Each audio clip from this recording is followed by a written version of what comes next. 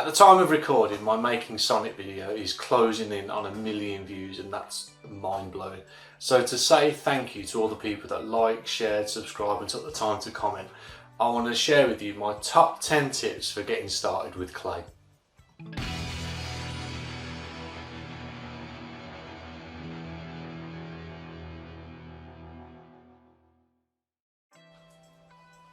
Number 1, start small. If you're new to making models, I'd pick something really small and that's quite familiar. You can use this as an opportunity to get used to the materials you're going to use, get used to the process of making them, and you've got something to compare it to at the end. I started out by making Pokemon, and I still do. Number 2, use Bluetack. This is basically how I got started. It's cheap, it's reusable, it does the same job, and chances are you've got some in the house already. The great thing about it is you can use it to create basic shapes without the worry of it drying out and wasting it. It also shows you that making something as smooth as this ball can actually take more time than effort. Number 3, decide what it is you want to make first. I've worked with a bunch of people who have sat there having a good think about what it is they want to make, when they've realised that it's set solid. So you're not wasting materials wondering what it is you're going to make. Have a good idea before you even open the clay. Number 4, which clay? That's a tough question.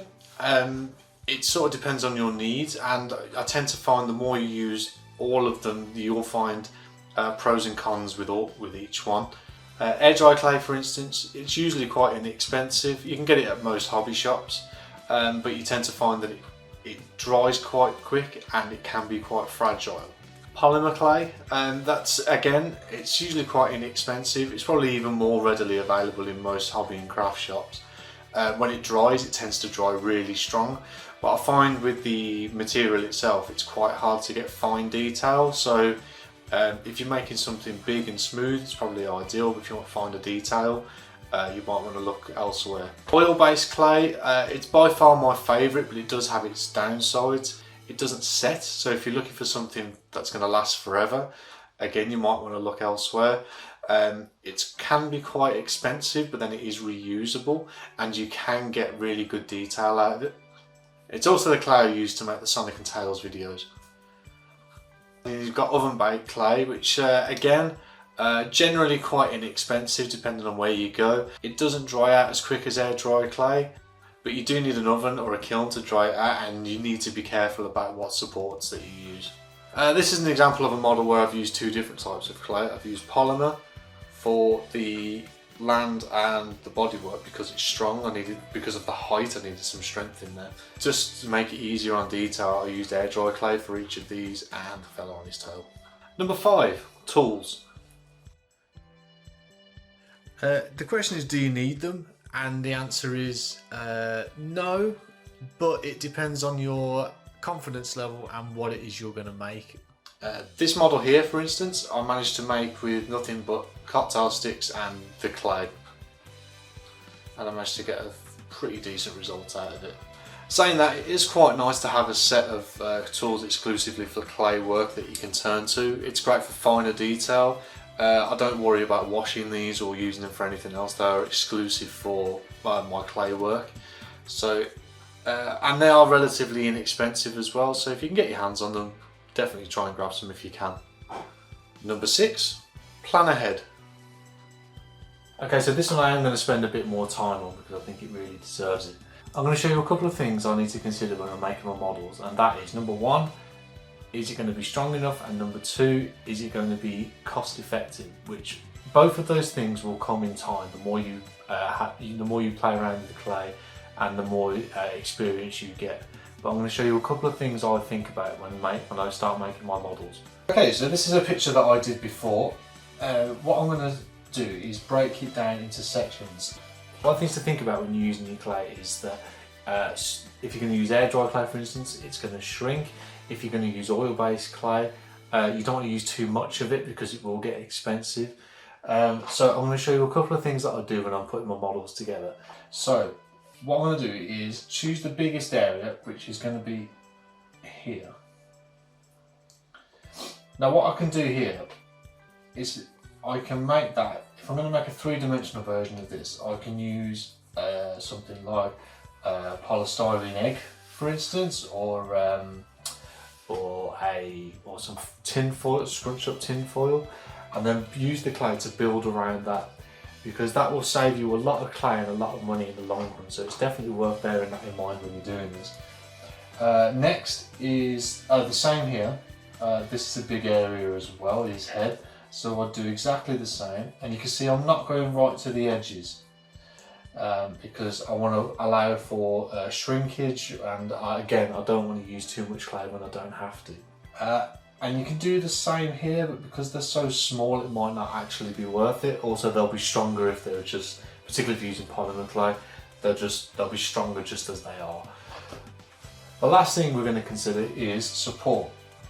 There's a few places here you will definitely need support. So here, for instance, in the neck and the start of the body, what I'd use is I'd probably use some modelling wire or some gardening wire, which is cheaper. You can get it at most gardening shops, or you can get it from crafts shops. But if you can get your hands on some gardening wire, if you twist it, it tends to stay quite rigid and it will take some of the weight of the model. So that's a really good thing. Or you can use actual modelling wire. It's a bit more expensive. It's usually you can only get it from craft shops and dedicated art shops, but it cuts quite easily and you can bend it to shape, and it will take on a lot more weight. You don't have to use as much. So definitely worth getting your hands on something like that. The other thing I started doing was keeping hold of packing wire, that kind of thing, the stuff, I don't know, toys and that kind of thing, anything that'll twisted wire like this. Because if you can get hold of this for free, then you definitely should. So if you've got any, or sandwich twisties, that kind of thing, the metal wire in there, they're not massively strong, but for shorter things, like in the eyes here, I'll need to support those, I don't know what you call them, the stems for the eyes, but you won't need that much. So if you, rather than buying a whole reel of gardening wire or modelling wire, I've got little snippets of wire from various things which I can use for this sort of thing. But you can see here on my model that now I've got I know where the support's going to be, I know where I'll save as much as I can in foil or polystyrene, and wire in the thinner joints to provide support and to save material. It means the models will be as strong as they can possibly be while sticking to the original design as much as you possibly can. I don't want to make like this area, I don't want to make these areas here thicker just for the sake of it when I can use support and make them stronger. The more you do this, the more experience you're going to get with it. And if you use my Bluetack idea at the beginning of the video, you'll find out the other problem with making thinner clay models, which is Number 7, weight. You'll find this out for yourself, but you'll find that even in small amounts, the clay, it can be quite heavy.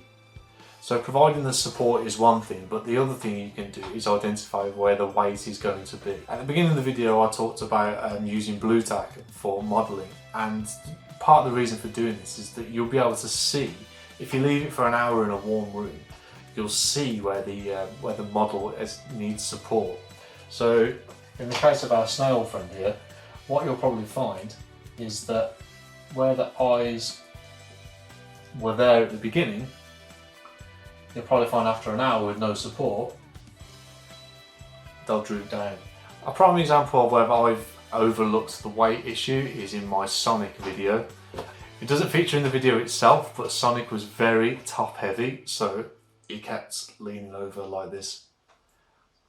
Now the reason he was doing that is because he had really thin support all the way up his body, and all of the weight was in his head. So he sort of kept leaning over. So I bear this in mind when I did my tails video. It's got 4 points, I'll show you that, 4 points of contact on the wood. And I made sure the supports were really strong, really rigid, and I can do this and nothing happens. Number 8, storage. No matter what clay you end up using, storage is really important. Air dry clay, for instance, clues in the name, it dries in the air. What you don't want is to spend a lot of money on clay only to find that when you come to use it, it's just a big brick. This is what I use to store my air dry clay. It's pretty airtight. The clay in there has been in there for way too long, but it's still usable. Even oven baked clay will dry in the air eventually, or at the very least become almost unusable. So I'd recommend spending a little bit of cash on just getting some really airtight storage. This is oil-based clay. It does dry, but it can be melted. The only reason I put a cover on it is to stop it getting too dusty. But if you do end up buying oil-based clay, don't worry too much about airtight storage. Number 9, paint. What you're going to ask yourself is, do you need to paint your model? And the answer is, depends. These smaller models that I've made, I've painted because it's quite hard to get the detail in on something so small. Also, it completes the look of what it is I was going for in the first place. So, in this case, yes. I also quite like the concept look of bigger models when they're not painted. Sonic and Tails, for instance, I didn't paint because of the amount of fine detail on the models themselves. It just didn't need it. If you are going to paint your models, acrylic paint is definitely the way to go. You can get it in most craft shops and it's usually quite inexpensive. Some acrylic paints can be quite sort of goopy and give like a plasticky effect. If you want that, great. If you don't, maybe a touch of paint thinner to get over that problem. Do you need primer on your models? Again, up to you. I don't always prime my models before painting them, purely because I think it makes you lose some of the finer details.